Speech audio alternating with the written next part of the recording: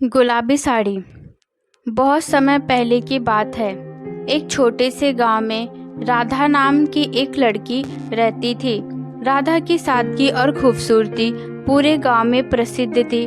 वह हमेशा अपनी माँ के साथ खेतों में काम करती और पूरे परिवार की देखभाल करती। उसकी माँ एक शानदार नजरिया और साहस की मिसाल थी।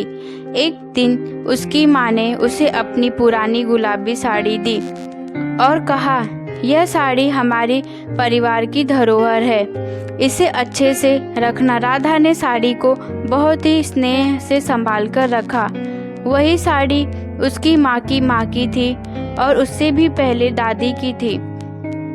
लेकिन राधा को इस बात का बिल्कुल भी अंदाजा नहीं था कि यह साड़ी केवल एक साधारण साड़ी नहीं थी बल्कि जादुई थी। एक रात जब राधा सो रही थी, उसे एक अचानक सपना आया।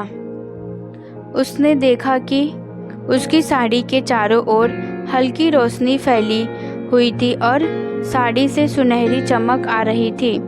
अचानक एक परी उसकी साड़ी से प्रकट हुई और बोली, राधा, ये साड़ी जादुई है। इसका प्रयोग तुम्हारे जीवन में खुशियाँ और समृद्धि लाने के लिए कर सकती हो।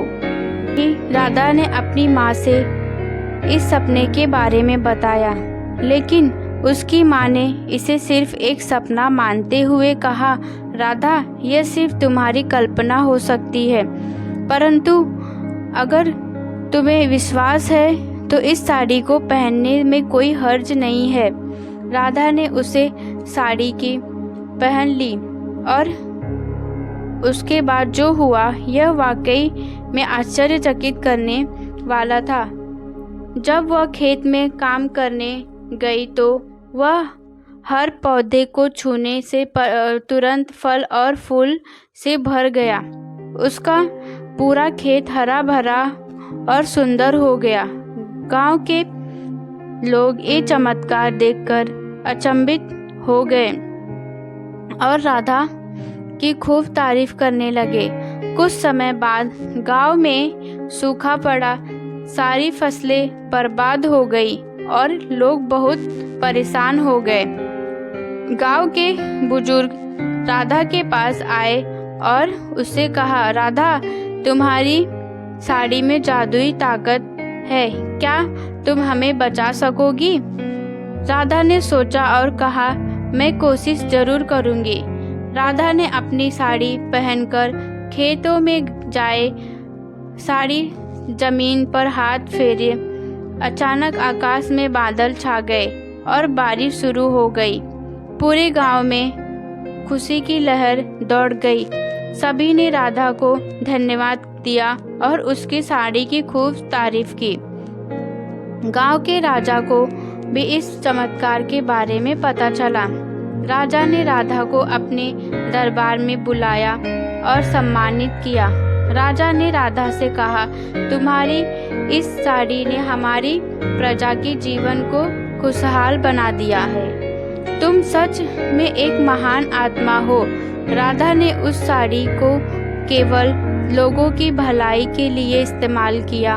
वह समझ गई थी कि साड़ी की ताकत से सिर्फ अपने लाभ के लिए कुछ कैसे किया जाए, यह नहीं कि बल्कि दूसरों की मदद करने का भी मौका मिलता है। उसने अपनी जिंदगी उसी तरह ही बिताई और सबकी प्रिय बन गई। समय बीतता गया और राधा की कहानी सिर्फ गांव में ही नहीं बल्कि दूर दूर तक पहुंच गई। उसकी ईमानदारी और परोपकार की मिसाल ने उसे सबके दिलों पर जगह दी। उसकी साड़ी की जादुई कहानी सुनकर लोग उससे प्रेरणा लेते और सीखते।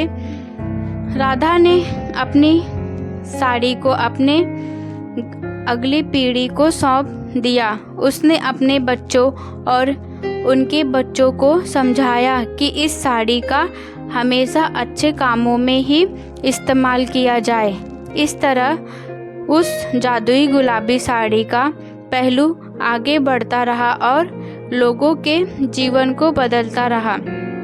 जादुई गुलाबी साड़ी की कहानी एक संदेश देकर समाप्त होती है कि किसी भी वस्तु या ताकत का असली मूल्य तभी है जब उसका उपयोग सबकी भलाई और सेवा में किया जाए। राधा की भलाई और परोपकार ने सभी को यही सिखाया कि सच्ची पहचान मेहनत, ईमानदारी और दूसरों की ही भलाई में निहित है। धन्यवाद।